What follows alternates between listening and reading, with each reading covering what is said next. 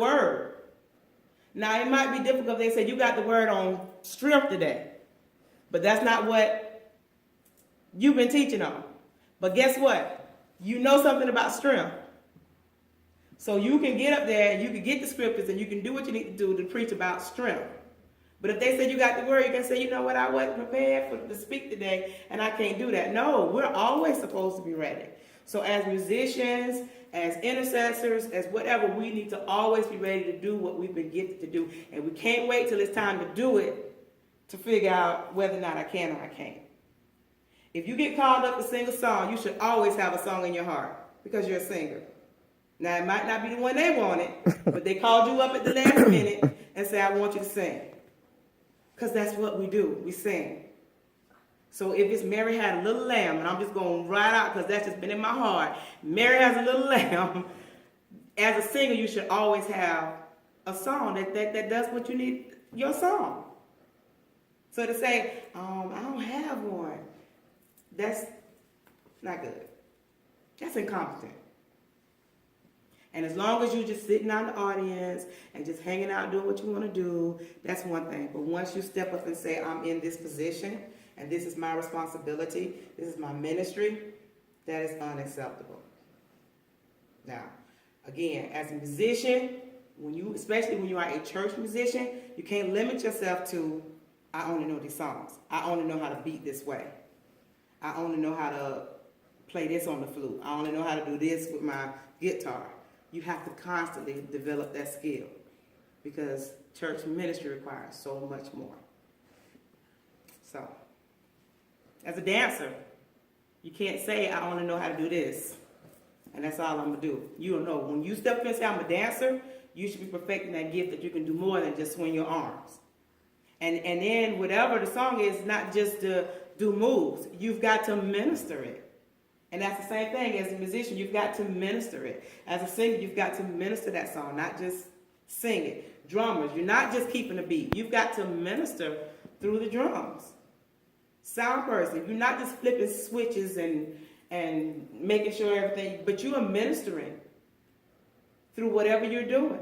Everything we're doing as intercessors, you're not just giving up a prayer. You're not just picking any scripture. You are ministering just as much as when the preacher gets up and ministers the word. The person taking up offering, whether you're down here or whether you're up on the stage, you're not just taking up offering. You are ministering. There should be a greeting that happens when the people come and they put their offering on the table. Thank you. Yeah. God bless you. Something to encourage people. Because the fact is, some people need that. Not, I'm just so focused on getting the money and counting the money. No, there needs to be a pleasantness. Because this is supposed to be cheerful giving. It's a lot easier to be cheerful when the people receiving it is cheerful. A smile will invoke a smile. Thank you. Thank you. Glad to see you today. Glad to see you today. Thank you. Thank you. Just being pleasant. And this person that's giving that word of encouragement, it has to be a word from God that's encouraging people in the giving. Not trying to trick them. Not trying to manipulate them. But encouraging people to obey God in your giving. That it is an offering. It is a sacrifice. It's a gift. Not a burden. These are the blessings that come with giving. But if I didn't get any of that, if you never told me thank you, I'm going to do this for you because I just want to.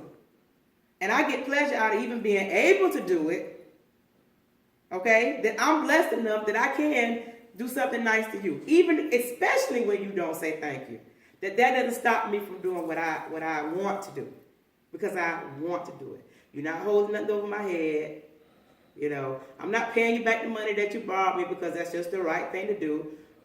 I got it. It's a promise, and I want to give it to you because I like our friendship, our relationship, and I don't want anything to come between it. Not, this the money you borrowed. I borrowed from you, so. No, don't be nasty. There's no reason. Let's just do this because this is relationship. And in relationship, there's just some things that we do. And I think that's another thing that we have to see. That even as in every position, this is a relationship. And we have to understand that there are going to be some highs, there are going to be some lows, but there has to be love in everything that we do. And because I love you, I'm going to give you my best gift. Because I love you, God, I'm going to give you my best gift. And when I give my best gift, people are blessed. People are encouraged. People are strengthened. People get direction, they get clarity. People will line up. People are convicted. A lot of things happen to get people where they also can give their best gift, and that's what we have to focus on.